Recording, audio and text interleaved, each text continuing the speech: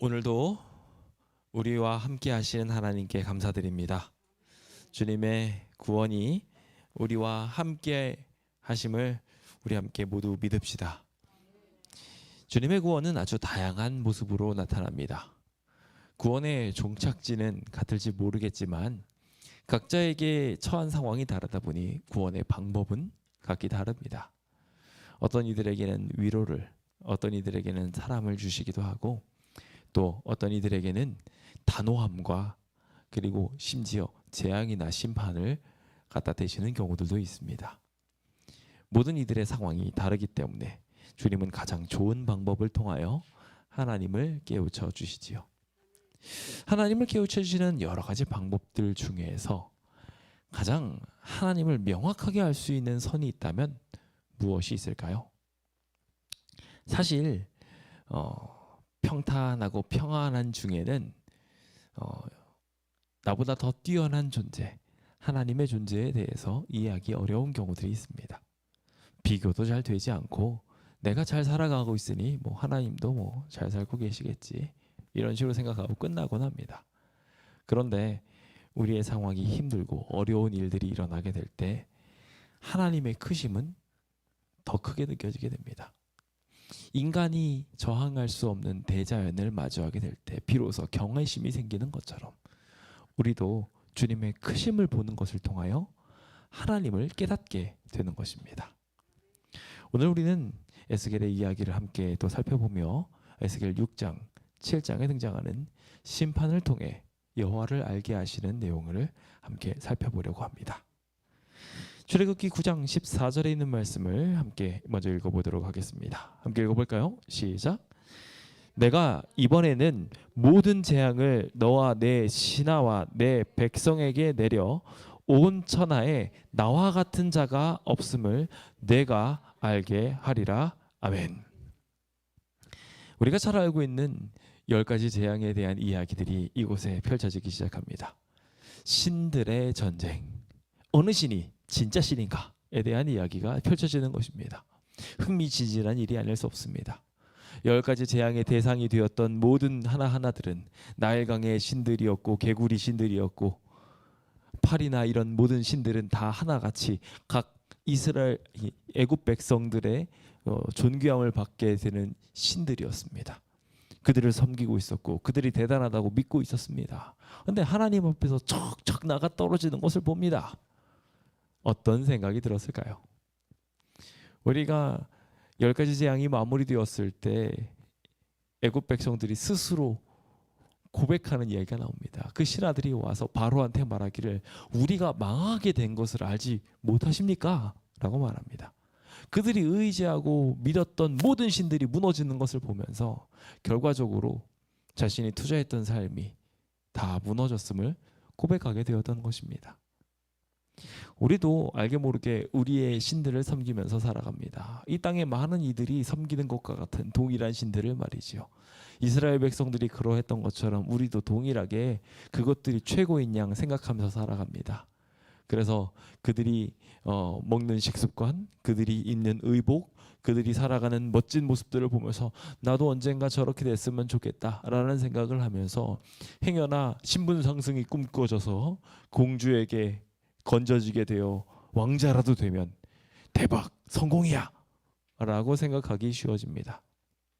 그러나 참 안타깝게도 그렇게 대박을 터뜨렸던 모세는 살인자의 신분이 되어버리고 맙니다. 참 아이러니하죠. 이 세상적으로 성공했다라고 생각되는 그 위치에서 그는 오히려 자신이 행하려고 했던 모든 일들을 실패하고 도망자의 신분이 되어버리고 말았던 것입니다. 어쩌면 우리도 그와 같은 선택의 기로 속에 매일 살아가고 있는지도 모릅니다. 그래서 남들이 말하는 것처럼 뭔가 부요의 길들을, 명성의 길들을 쫓아가다가 성공이라도 할 것 같으면 와 대박 이러고 외칠지 모르겠습니다. 우리의 신분 상승이 드디어 이루어지나? 라고 생각하며 어떤 예쁜 아가씨들은 외모를 잘 가꾸고 그래서 신데렐라가 돼가지고 누가 내 구두 한 짝은 안 주워가 주나 하면서 재벌들을 막 쳐다보고 있고요. 남자들은 혹시 대학이든 회사든 어떤 취직을 잘해가지고 자기 능력으로 뭔가 대단한 일을 이룰 수 있는 위치에 올라갔으면 하고 그런 기대들을 품습니다. 아직까지도 수많은 이들이 주머니 속에 로또 한 장을 끼고 살면서 이거 하나 당첨되면 인생 역전이야 하면서 그렇게 꿈을 꾸는 경우들이 종종 있죠. 그런 세상의 많은 신들을 믿으면서 살아가는 이들, 그들의 결과는 어떻게 될까요? 대박이 터졌다고 해서 그들의 삶이 행복할까요? 모세의 결과가 있을 거라 생각이 됩니다. 그러나 참 재밌게도 주님께서는 이 모세를 광야에서 다시 놀라운 기적의 일꾼으로 만드셨습니다. 그 순간에도 하나님은 이 모세를 위해서 싸우고 계셨던 것입니다. 오늘 우리를 위해서도 주님은 싸우고 계십니다. 믿으십니까? 아멘. 그래서 주님께서는 결국 모세의 하나님이 되셔서 모세의 지팡이에 임하시고 그 지팡이를 통하여 놀라운 기적들을 이루게 하십니다. 그 사역의 지팡이가 이제 오늘 우리의 손에 들려지게 됩니다. 모세의 뒤를 이어 아론이 그 지팡이를 달고 다니며 놀라운 기적들을 일으켰던 것처럼 오늘도 그 아름다운 기적들이 우리에게 위탁된 것입니다. 함께 믿음을 가지고 우리를 위하여 싸우시는 놀라운 기적의 하나님을 꼭 만나게 되시길 예수님의 이름으로 축원드립니다. 그럼 우리를 위해 재앙을 베푸시고 심판을 베푸시고 승리를 이야기하시는 하나님께서 우리를 위해 싸우심을 구호를 외치며 함께 증거해 봅시다. 구호 준비되셨습니까? 구호 준비! 야! 너희는 두려워 말라! 여호와께서 싸우시리라! 아멘! 우리 주님이 우리를 위해 싸우실 것입니다. 그 위대한 승리를 믿으며 오늘도 힘있게 우리 하나님이 어떤 분이신지 우리가 알게 되는 기적이 일어나게 되었으면 좋겠습니다. 자, 오늘은 이제 6장과 7장의 이야기를 함께 살펴보게 될 것입니다. 이스라엘의 산들을 경책하시는 이야기들과 이스라엘의 황폐의 이야기를 보면서 어떻게 에스겔을 경험할까? 하나님이 우리를 승리하게 하시는지를 경험하게 하는가에 대하여, 그래서 우리를 어떻게 주님께서 강하게 하시는지에 대한 이야기들을 함께 보도록 하겠습니다. 에스겔은 참 열심히 일하는 이였습니다. 그가 가진 기별들은 그 열성에 맞게 매우 강하고 매우 힘이 있었죠. 그 기별들을 들을 때면 생각보다 우리의 마음이 막 간담이 서늘할 정도로 좀 강한 메시지들이 있는 경험들을 종종 하곤 합니다. 그런데 그 성격이 굉장히 강함에도 불구하고 그는 항상 하나님의 편에 서서 이스라엘 백성들을 세우는 일들을 했습니다. 그래서 그 메시지가 좀 강하다 할지라도 그 강한 메시지의 이면에는 늘 이스라엘 백성을 강하게 하려는, 이스라엘 백성을 구원하려는 메시지들을 담고 있죠. 그래서 우리가 그냥 아무 생각 없이 에스겔서를 읽고 있으면 하나님이 심판하시고 우리를 힘들게 하시고 막 이런 이야기들처럼 느껴질 수 있는데요. 그래서 결국 이스라엘 백성들이 그들이 범한 죄과에 대하여 경험하고 결국 멸망을 당하게 된다는 이야기들로 마치 꼴지어지는 것처럼 이야기가 되는데, 사실 그런 이야기보다 더 강한, 더 중요한 메시지가 항상 에스겔서에는 숨어져 있습니다. 오늘도 그 이야기를 함께 보면서 주님이 이 이야기들을 통하여 어떤 이야기를 하고 싶어 하시는지 함께 보겠습니다. 자, 그럼 오늘 본문인 에스겔서 6장을 펼쳐보시면서 함께 말씀을 보도록 하겠습니다. 오늘 주님께서는 우리의 삶 속에 에스겔서가 나타내고 있는 또 하나의 승리의 메시지들을 전달하고자 하십니다. 이것은 마치 일곱 인을 떼실 때 축복과 관련된 이야기도 있었지만 저주를 통해서 당신의 백성들을 깨우치는 이야기들과 비슷한 맥락의 이야기들을 다루고 있습니다. 잠시 그럼 그 이야기들을 하나하나 좀 보겠습니다. 제일 처음 장면은 이스라엘 산들을 향해서 예언하라고 이야기하고 있습니다. 산들이라고 이야기하는 이 산들은요, 흥미롭게도 하나님께 경배에 드려지는 산을 말하는 예루살렘을 말하지 않고요, 산들, 즉 산당들이 가득 있었던 그런 곳들을 말하고 있습니다. 참 안타깝게도 하나님께서는 분명히 당신의 성산에, 거룩한 산에 임재하시겠다고 예루살렘을 짓도록 하셨고 그 가운데 임재의 상징으로 성전을 짓게 하셨습니다. 그 아름다운 성전을 두고 참 안타깝게도 많은 이스라엘 백성들이 산에 엉뚱한 짓들을 했습니다. 마치 우리나라에도 여기저기 산들을 보면은 산들마다 암자가 들어서 가지고 막 여러 불당들이 들어간 것처럼 조금만 경치가 수려하고 멋지고 뭐 연기가 있는 것 같으면 거기에 산당들을 세워놓고 음란하게 이방신들을 섬기는 일들을 하였던 것이죠. 산과 하나님의 산, 성산과 시온산과 반대되는 개념으로 산들이라는 개념은 하나님 외에 다른 신들을 섬기는 신상들이 있는 산전들, 산당들을 말하고 있음을 우리는 인정할 수 있습니다. 그 산들을 향하여 예언하게 됩니다. 이 산들의 결과가 어떻게 될 것인지 분명하게 짚고 있습니다. 그 산들의 정체성을 3절은 말하기를 주 여호와께서 산과 언덕과 시내와 골짜기를 향하여 말한다고 이야기하며 그 칼이 이 산에 임하는데 그 산에 뭐가 있어요? 너희의 산당이 있어요. 그곳에서 예배드리는 그 분향제단 그리고 거기에 뭐 제물을 바치는 제단 등이 거기에 그대로 있었던 것입니다.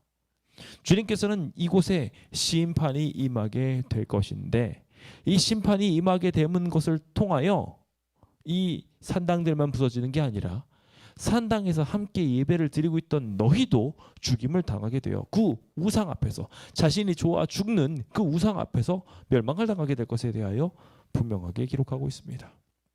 주님의 피할 수 없는 심판이 이렇게 다가오게 됨을 강조하고 계셨던 것입니다. 오늘 우리의 삶 속에 이런 우상들은 없는지요? 하나님을 섬기는 일에도 정말 최선을 다하고 있기는 한데 그 외에도 다른 산들을 두고 있어서 그 산들을 음란하게 사랑하고 좋아하고 있지는 않은지요? 성경은 그러한 상황들에 대하여 하나님의 심판들이 그 산에 임하게 될 것에 대해서 이야기하고 있습니다. 왜 이런 이야기를 하시는 걸까요? 그 이야기는 너무나도 간단합니다. 하나님이 아닌 다른 신들을 섬긴다는 것은 하나님을 버린다는 것과 같은 맥락의 이야기로 이어지기 때문에 그렇습니다. 저희가 하나님과 하나님이 아닌 것들을 겸하여 섬기는 것들의 가능성에 대해서 많이들 종종 이야기합니다. 난 가능하다고 말이죠. 난 하나님도 섬길 수 있고 돈도 좋아할 수 있다라고 말입니다. 많은 이들이 착각하는 것 중에 하나가 그겁니다. 왜 이게 양립을 못하냐라는 이야기에 대해서 우리는 조금만 깊이 생각해 보면 그것이 양립할 수 없다라는 것을 알게 됩니다.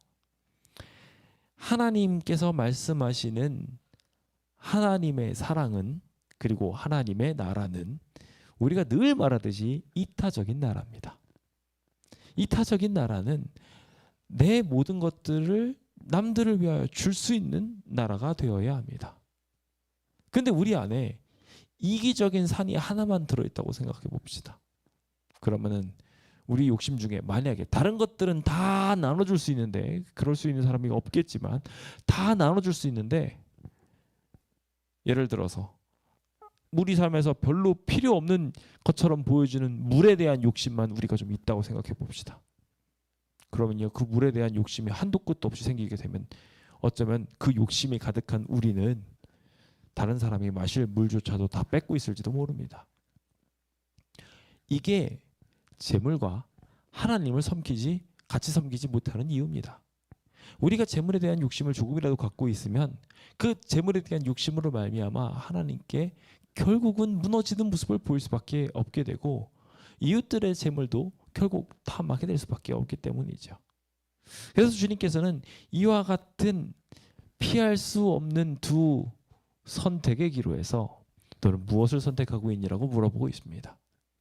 그리고 우리가 하나님보다 이 세상을 더 좋아하는 것 같으면 하나님께서는 아주 단호하고 명확하게 그곳에서 나오라고 명령하고 계십니다.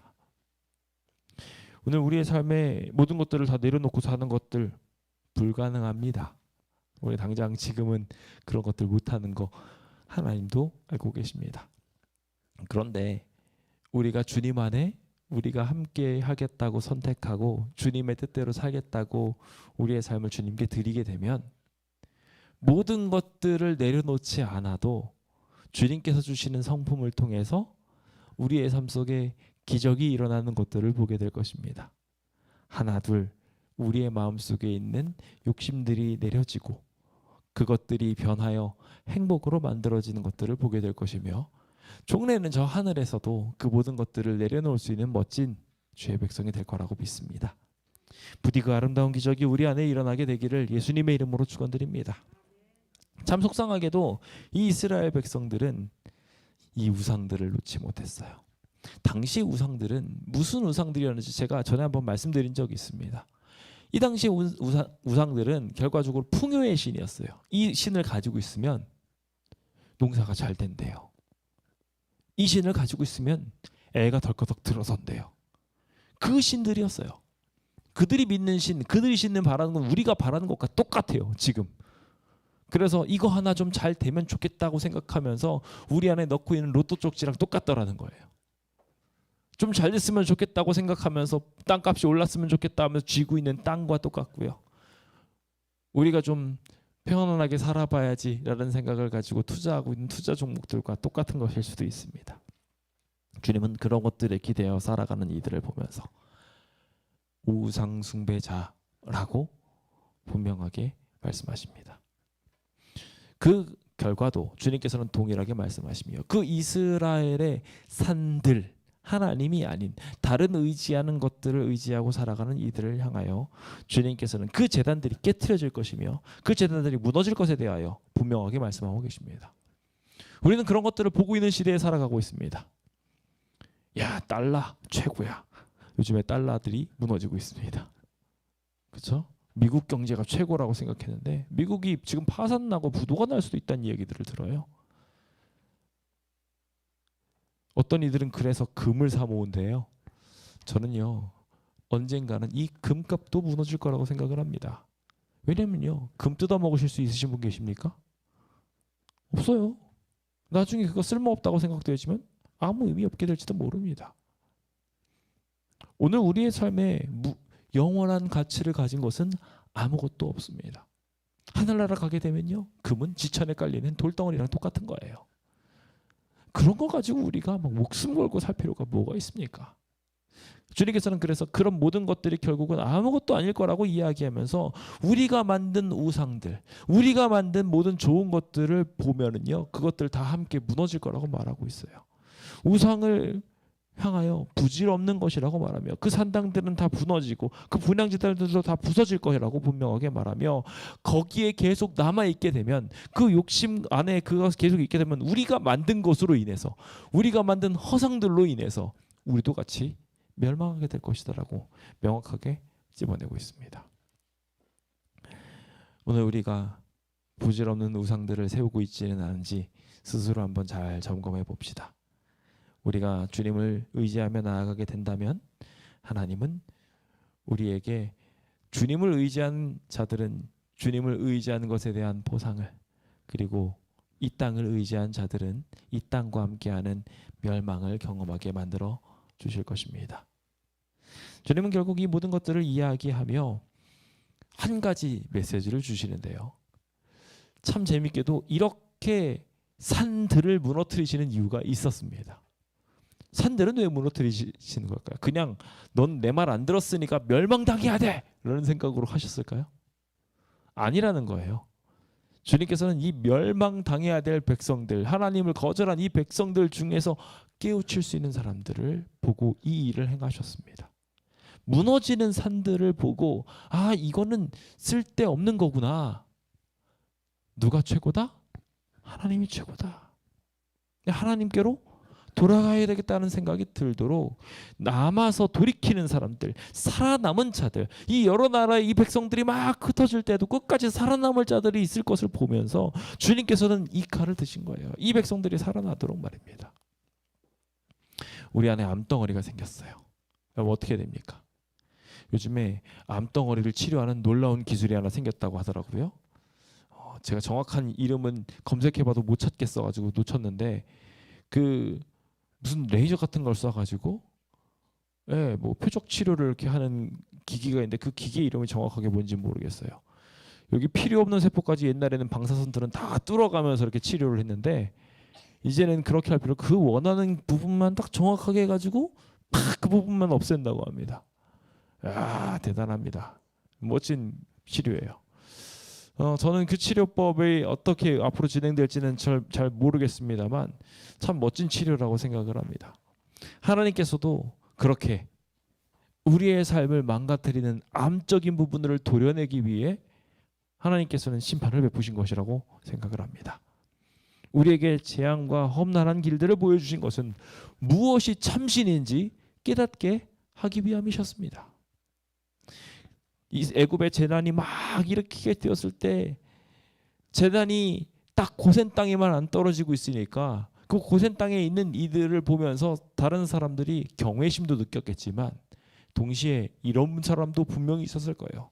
쟤네들 옛날에 내 노예였는데 저기만 이렇게 잘 사네? 기분 나빠요, 안 나빠요? 기분 나빠요. 기분 나쁘니까 핍박하는 사람도 있었을 거예요. 고센 땅에만 이스라엘 백성들이 있었을까요? 아니에요. 다른 힘든 재난을 당하고 있는 곳에도 하나님의 백성들이 있는 이들이 분명히 있었을 겁니다. 거기 있는 이들은 물론 하나님께서 지켜주셨겠지만 그 가운데 있는 고난들을 같이 보고 경험할 수밖에 없었습니다. 그러한 상황들 속에서 하나님께서 그 재난들을 허락하신 이유는 무엇이었을까요? 이스라엘 백성들을 고통스럽게 하려고요? 아닙니다. 지금 이 부동산 위기를 주신 것은 우리 교회를 힘들게 만들려고가 아니라 우리 교회를 살리시려고 하나님께서 역사하신 것입니다. 우리 성도님들을 살리기 위해 이 세상에 여러 재난의 징조들이 있는 것이며 그 가운데 하나님을 찾게 만들려고 이러한 일들이 일어나게 되었던 것입니다. 그래서 그 재앙들을 내리는 것을 통하여 그 음란한 마음으로 살아갔던 이 하나님의 백성들도 하나님의 백성들이라고 죄 안 짓나요? 죄 지어요. 근데 그 죄 짓는 마음들에 대해서 돌아볼 수 있도록 만들어 주셨던 것입니다. 이것이 은혜입니까 아닙니까? 은혜예요. 우리를 구원해 주려는 하나님의 축복이고 승리이고 계획인 것입니다. 그래서 우리는 이 모든 상황들을 보면서 손뼉을 치고 발을 구르면서 한탄해야 됩니다. 빨리 주님 뜻대로 돌아와야 되겠다고 말입니다. 가증한 악을 행하는 것에서 빨리 돌아와야 되겠다고 생각하며 전염병으로 멸망하려는 우리의 모습들을 보면서 이 피할 수 없는 심판들을 하나님께서 결국 승리로 이끄실 것임을 확신하게 되어야 할 것입니다. 이 진노를 이루시는 모습을 보면서 우리는 이 세상에 있는 모든 것들이 쓸데없는 것이라는 것을 다시 한번 확인하게 되며 우리가 세웠던 우상들, 제단들, 이런 모든 푸른 나무들, 막 멋지다고 생각했던 신수들 다 무너지는 것들을 보며 하나님만이 내가 여호와인 줄을 너희가 알리라. 내가 여호와인 줄을 너희가 알리라. 여기 보시면요, 계속 그 얘기가 나와요. 결국 이 백성들을 향하여 하나님이 목적하시는 게 무엇이에요? 그들이 하나님이 여호와시라는 것을 알고 구원받기를 바라셨던 것입니다. 오늘 우리도 모든 것들이 무너지는 시대 속에 살아가고 있습니다. 그때 우리의 마음속에 하나님만이 여호와시라는 것을 믿게 되시길 예수님의 이름으로 축원드립니다. 7장에 있는 이야기를 보겠는데요. 7장에 있는 이야기도 같은 맥락의 이야기로 가고 있습니다. 아마 유심하게 말씀을 들으셨던 분들은 세 가지 이야기가 계속 반복되고 있음을 보게 되셨을 겁니다. 피할 수 없는 심판이 이루어지게 될 것이라는 것, 그리고 우상은 부질없음을 알게 된다는 것, 그리고 결국 그것을 통해서 남은 자들은 깨닫고 돌아와서 구원받게 될 것이라는 것. 이것이 사실 주님의 예언서들의 흔한 레퍼토리입니다. 오늘 이 레퍼토리가 또 여기에서 이루어지게 되면서 우리의 삶에 하나님께서는 여전히 구원의 메시지를 전하고 계십니다. 여기 7장 전반부도 똑같습니다. 이제 이스라엘 땅에 관하여 하나님께서는 끝났다라는 메시지를 전하기 시작합니다. 여기 7장의 키워드 중에 하나는 이제 끝났다는 거예요. 이 끝났다라는 이야기를 저는 좀 더 쉽게 말하기를 망했다, 세상 끝이 이르렀다, 끝났다, 이런 뜻이라고 전 정의를 하고 싶습니다. 세상 끝이에요. 말세예요. 끝난 거예요. 이제 이 세상의 한 텀이 끝나버렸습니다. 진노가 바로 코앞에 이르렀다고 이야기하며 정말 말 그대로 끝났어요. 내가 어디든지 피할 곳이 없는 거예요. 이제는 멸망을 향하여 가고 있습니다. 진짜 이 시대는 그런 시대예요. 그래서 인구절벽, 이 사람들 결혼하라고 애를 막 지원금을 주고 난리를 피워도 결혼 안 하고 이제는 막 바닥으로 떨어지고 있어요. 인구는 절벽으로 떨어지고 있는데 부동산은 올라가겠어요? 부동산이 무너지면 어떻게 될까요? 요즘 부동산 하나 무너지면 어떻게 되는지 다 나오잖아요. PF 대출됐던 거 다 무너지고 금융 다 무너지고 이 세상은 끝났어요. 요즘 따라 정말 종말론을 말하고 있는 수많은 사람들이 많습니다. 아주 다양한 이유로 이 세상은 끝났다고 말하고 있어요. 이젠 정말 망했다고 말이죠. 이제는 또 다른 냉전 체제가 만들어질 수도 있고요. 그것을 통해 가지고 미국과 중국을 대상으로 해서 또 다른 전쟁이 일어날 수도 있어요. 그 냉전 체제가 다시 한번 일어나게 되면서 또 다른 혼란이 야기가 된다면 이 나라가 어떻게 돌아갈지 몰라요. 그런 상황에서 이어는 너무나도 쉽게 일어날 수 있습니다. 그 중재자로 분명 작은 뿔이 일어나게 될 거예요. 그들이 실권을 가지고 그 칼날을 쥔 이들이 결국 우리의 마지막 시대를 향하여 달려가게 되는 모습들을 보게 할 것입니다. 심판은 피할 수 없게 이르르고 있습니다. 정말 말세를 향하여 우리는 달려가고 있어요. 그럴 때 이 비상한 재앙들이 일어나고 있는 모습들을 보면서 우리는 날이 가까웠다는 것을 알아야 합니다. 이 날이 가까웠다는 것에 대하여 우리는 또 다른 의미로 기억하게 되지요. 예수님의 재림이 곧 이르게 될 것입니다. 예수님의 재림은 기쁨입니까? 복음입니까? 아멘. 분명히 복음입니다. 분명히 그 재림 앞에는 야곱의 환란이 있습니다. 고난도 무서운 이야기들도 있을지 모르겠어요. 작은 뿔이 더러운 새 영들과 합혀가지고 막 어떤 역사들을 이룰지 우리 벌써부터 긴장하게 됩니다. 그런데 이 작은 뿔 세력들을 초청하고 있는 새 무리들이 앞으로 어떤 일들이 생기게 할지 모르나 그 뒤에는 뭐가 있어요? 예수님의 재림이 있어요. 재난이 있을 것이지만 그 재난 뒤에는 주님의 구원이 기다리고 있는 것입니다. 그러니 우리는 이 정한 재앙이 올 것을 생각하며 그날을 두려워하며 준비해야 됩니다. 우리가 이 멸망의 백성들과 함께 서지 않을 수 있도록 이 우상들과 함께 있지 않을 수 있도록 우리의 눈을 뜨고 깨어 있어야 하는 것입니다. 주님께서는 이 요란한 날에 주님의 말씀을 따르지 않는 이들을 긍휼히 여기지 않으실 것에 대해서 이야기했어요. 많은 이들이 착각해요. 아니에요. 정말 하나님께서는요, 심판받아야 될 사람들은 심판하십니다. 주님께서는 분명히 그 행위대로 그 가증한 일을 한 것에 대하여 갚으시겠다고 말씀하셨어요. 사랑의 하나님을 너무 강조한 나머지 공의의 하나님을 망각한 모든 이들을 향하여 주님은 자기소개를 다시 하십니다. 나 여호와가 때리는 이임을 내가 알리라. 뭐라고요? 주님은 매를 드시는 분이세요. 그래서 잘못 길을 걷는 사람들을 명확하게 혼내시는 분이십니다. 이 땅에서 정말 잘 나가는 것처럼 보이는 이들이 많을지 모르지만 그 많은 이들이 잘못된 길을 걷게 되었을 때 결국 그 결과를 주님께서는 분명하게 쥐고 심판하셨습니다. 그리고 심판하실 것입니다. 정해진 재앙이 이제 이르르고 오고 있으니 각자의 마음속에 교만이 싹 터서 만들어진 모든 일들은 결국 몽둥이를 맞게 될 것입니다. 우리가 다른 이들을 향하여 강포하게 되며 포악으로 대했던 모든 일들, 우리가 이렇게 다른 사람을 핍박하고 괴롭혔던 모든 일들은 결과적으로 우리에게 돌아오게 되어서 몽둥이를 맞게 될 것입니다. 그 모든 일들에 대한 결과를 보며 우리는 우리가 그동안 의지했던 재물들도 힘들도 능력들도 모두 주님 앞에 아무것도 아니라는 것을 발견하게 될 것입니다. 그때 아름다운 것들도 다 사라지겠지만 단 하나만 남게 될 것입니다. 우리 하나님입니다. 그 하나님이 우리를 살리실 것이며 그 날이 가까우게 될 때 모든 무리에게 임함으로 그들을 구원하여 주실 것입니다. 그날에는 땅을 팔려는 사람들, 땅을 살려는 사람들도 다 자기가 파는 것들을 얻지 못하게 될 것에 대해 이야기합니다. 주님께서 결국 이 모든 것들의 주인이심을 알게 되고 그들의 손이 비어 있음을 깨닫게 될 것입니다. 이 땅에 많은 사람들이 어리석은 부자와 같이 창고를 계속 지으며 내가 먹을 만한 양식들을 가득 쌓아 놓는데 그거 모자라니 다음 창고를 지어야 되겠다라고 계속 자기의 욕심들을 키우곤 합니다. 그것을 팔아서 자기가 모든 것을 얻을 것인 양 살아가지만 안타깝게도 이 모든 것들은 결국 우리가 죽음 너머로 하나도 가져갈 수 없음을 고백하게 됩니다. 주님은 이 모든 일들을 조금 더 일찍 깨닫기를 바라고 계십니다.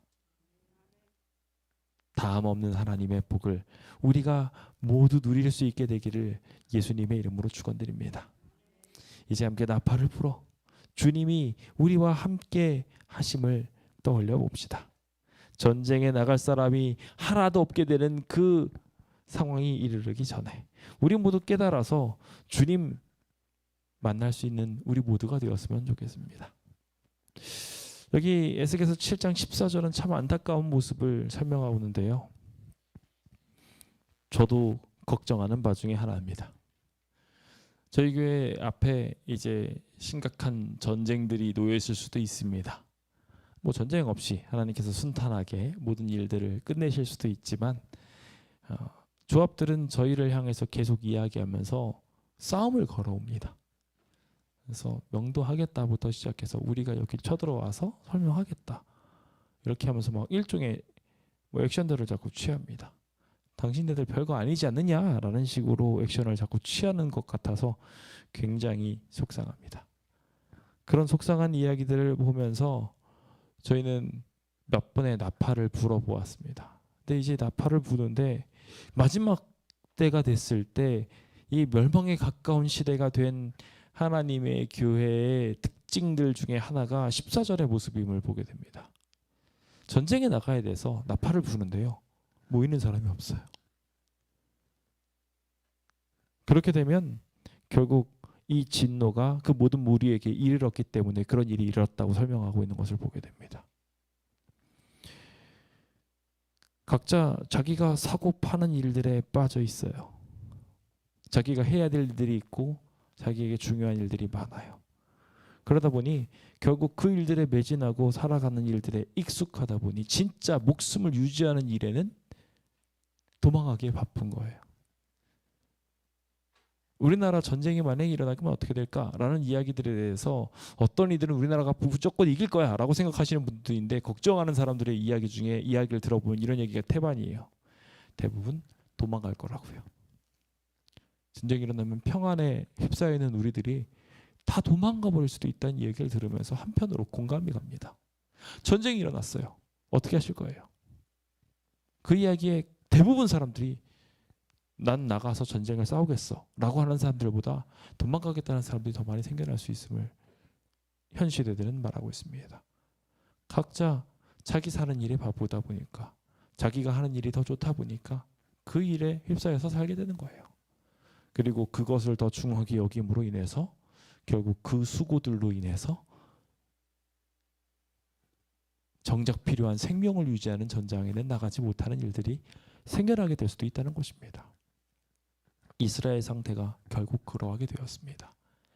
각자 나팔을 불어도 모이지 않는 더 중요한 일들이 생기게 되었고 그저 중요한 일들로 인하여 정작 자신의 목숨을 유지할 수 있는 나라의 보호, 하나님의 보호를 끊어짐을 당하도록 만들어지는 일들을 어쩌면 우리도 하게 될 수 있습니다.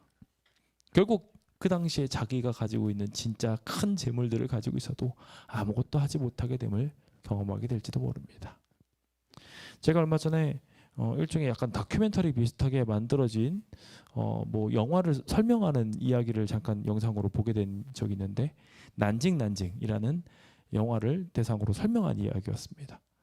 근데 그 난징에서 일어났던 일본 대학살의 이야기를 하면서 그 중에 있었던 한 인물에 대한 이야기를 집어가지고 좀 정리하고 있는데 그 사람이 이제 자기는 살려고 뭔가 어떤 다른 사람의 지위를 이용해 가지고 살려고 하는 가운데 결과적으로 뭐 뭐든지 자기가 뭐 기댈 만한 거 얻을 만한 거 막 이런 거 버티면서 있다가 결과적으로 아무것도 얻지 못하고 자기의 생명을 유지하려고 했다가 결국 그것도 얻지 못하고 뭐 모든 걸 다 잃어버리게 되는 이야기들을 그리고 있더라고요.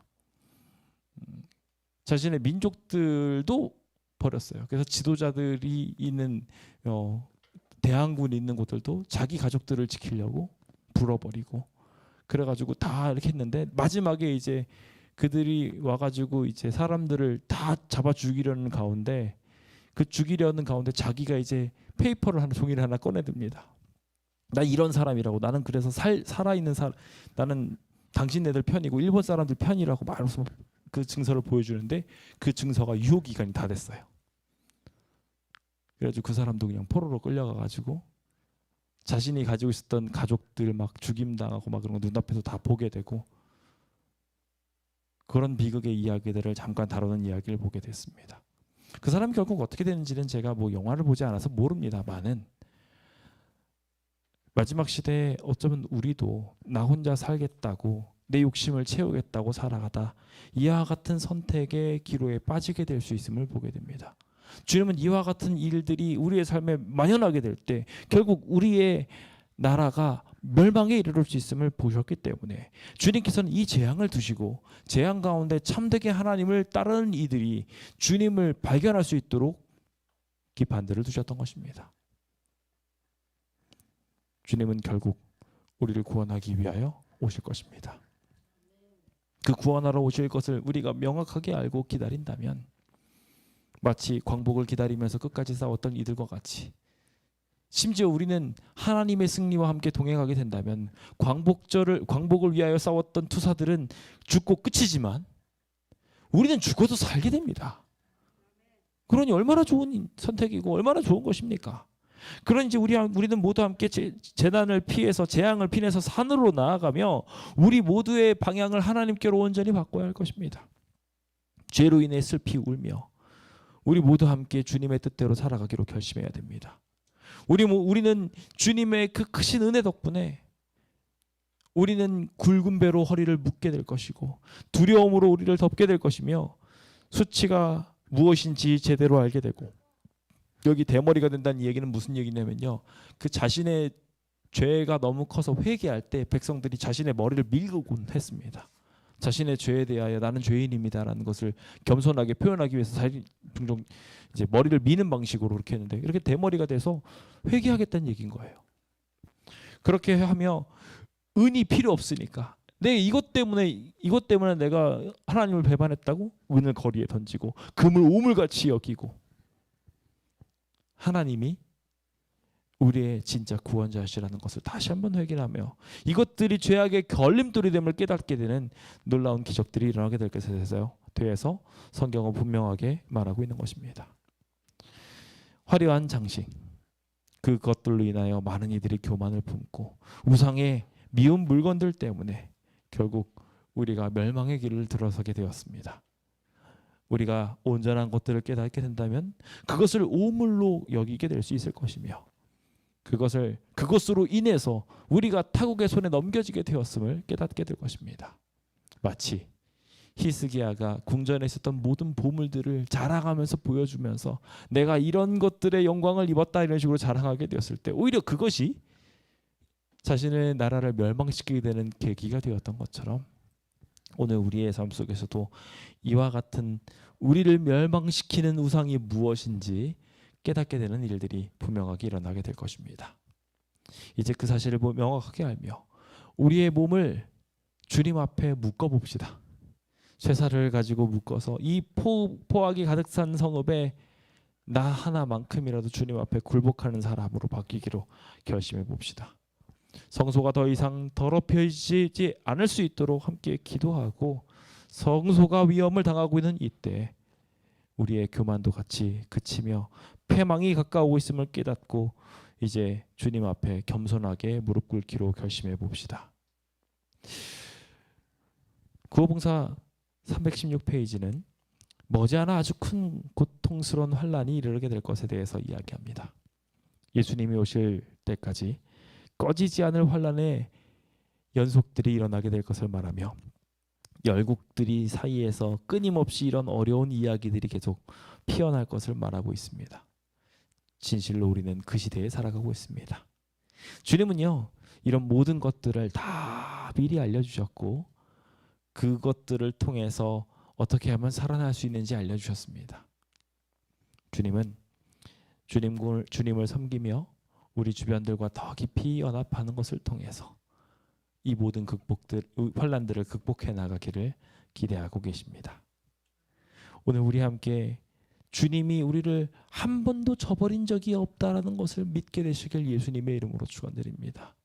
이 메시지가 말하고 있는 것처럼 환난은 우리에게 임하게 될 것이지만 그 가운데 주님께서는 하나님의 참된 가치를 깨닫게 함으로 우리 주변에 있는 사람의 손을 더 굳게 잡게 만들 것이며 우리 하나님을 향하는 손을 더 굳게 잡게 하실 것입니다. 우리의 힘은 하나님을 저버리지 않는 데서 나오게 될 것입니다. 그러므로 이제 주님께서 우리를 하나님을 알도록 만드시는 이 심판들을 통하여 세상이 멸망을 향하여 가까이 가면 가까이 갈수록 피할 수 없는 심판을 바라보고 우상의 부질없음을 깨달으며 주님의 구원하심을 깨우치는 우리 모든 성도님들 되시길 예수님의 이름으로 축원드립니다.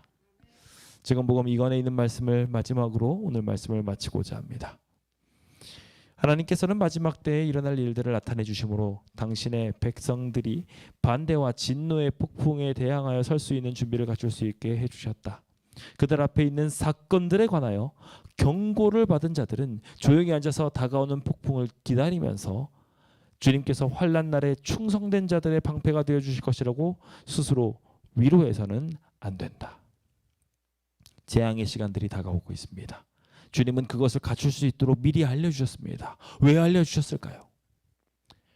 하나님이 다 알아서 해주실 거면 알려주실 필요 없습니다. 우리가 준비해야 될 것이 있기 때문에 주님께서는 미리 알려주신 것입니다. 이 재난의 메시지들을 에스겔을 통하여 알려주시고 예레미야를 통하여 설명하시고 이사야를 통하여 그 전부터 설명하셨던 것들은 우리가 가는 길이 좁고 불편한 길이며 투쟁과 시련의 길이기 때문입니다. 우리가 그 길들을 잘 준비하여 싸워야 할 전쟁에서 싸울 수 있도록 주님께서는 모든 것들을 펼쳐 주셨던 것입니다. 앞으로 고난과 어려움이 분명하게 있을 것이지만 그 가운데 예수 그리스도라는 해답이 있음을 분명하게 믿게 되시길 예수님의 이름으로 축원드립니다. 여기 있는 모든 이들이 그 승리를 경험하게 되시길 간절히 바라면서 오늘 모든 말씀을 마치도록 하겠습니다.